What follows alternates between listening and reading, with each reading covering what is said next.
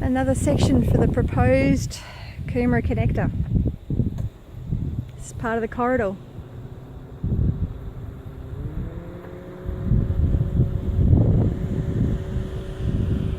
This is a section out back of Palm Lakes.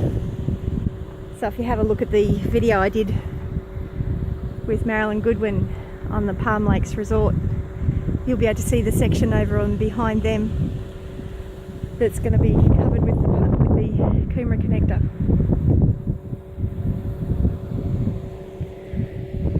Beautiful countryside, beautiful farmland.